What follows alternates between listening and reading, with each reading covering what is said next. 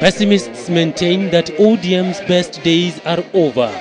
These are mostly people who have seen the glory days of the Orange Democratic Movement, both as ODM Kenya after the 2005 constitutional referendum and as ODM in the run-up to the 2007 general election after the historic split that saw Kalonzo Musyoka walk away with his shares.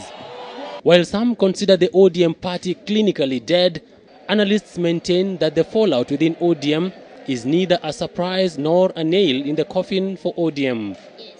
What ideologically brought some of these people together? Again, what you are seeing as separation, or what you are seeing as storms, actually reflect this constellation of absence of common ideology and therefore a natural separation. Because what you're saying is that it was okay when we were saying Moi must go. As soon as Moi goes, you don't have any other thing that puts you together. In 2007, it was okay saying, oh, Kibaki should not be re-elected, Kibaki should not be re-elected. As soon as Kibaki is re-elected, you realize that there isn't much, again, holding some people together. And as a natural consequence, you see some people falling off and others staying the course. What is happening in ODM today is competition for space and more so for supremacy. This is the Pentagon. Part of ODM's earlier popularity and success was attributed to the star-studded cast that formed what was then known as the ODM Pentagon. Analysts say this is why the first signs of trouble within ODM began with the collapse of the Pentagon. When William Ruto began to lead an open rebellion against the party leader, few expected the party to survive. But the party leader insists the party is intact. We've moved away from our traditional areas of influence and support to other areas to expand our territory. That is how political parties grow. So I just want to disabuse the notion that ODM is in trouble, ODM is threatened. ODM is not threatened. ODM is the only national party at the moment. And I can say it is the party of choice. Indeed, the ODM party, according to recent opinion polls, is the most popular party. But both the admiration and criticism against the party are so intricately linked with the person of Raila Odinga that it is not clear whether respondents are talking of their support for Raila Odinga as a person or ODM as a party. The rebels have openly called the party leader a dictator who wants members to worship him. Really, what we are seeing in ODM should actually be the opposite, that actually there's too much democracy there, that there's no one center that commands and controls everything. And far from saying that it's actually a dictatorship, maybe it is a democracy in overdrive. Because you have seen a number of officials of ODM, very senior ranking officials, who stand up. One of them is an assistant secretary general, the other one is a vice chairman, and they're in the rebel group. They stand up and say, oh, ODM is doing a wrong thing. So, no, who is ODM?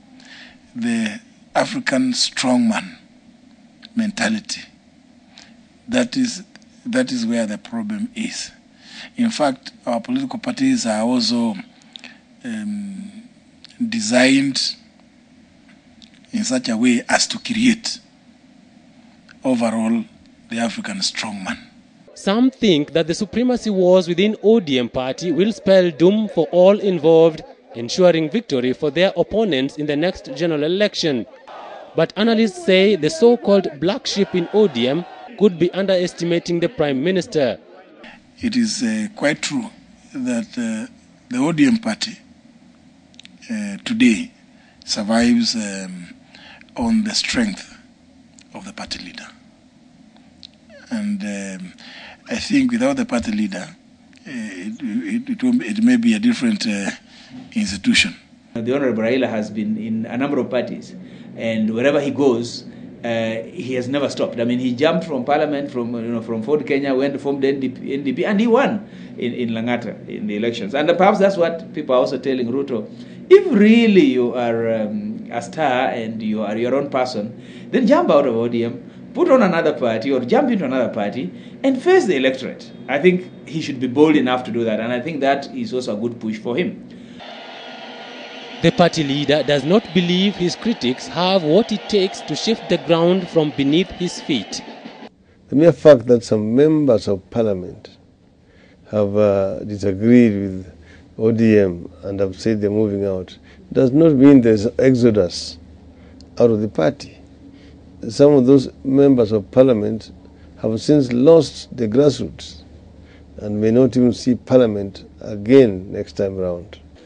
The jury is still out on whether the rebels have been able to suck the juice out of the Orange movement, leaving it twisting in the wind.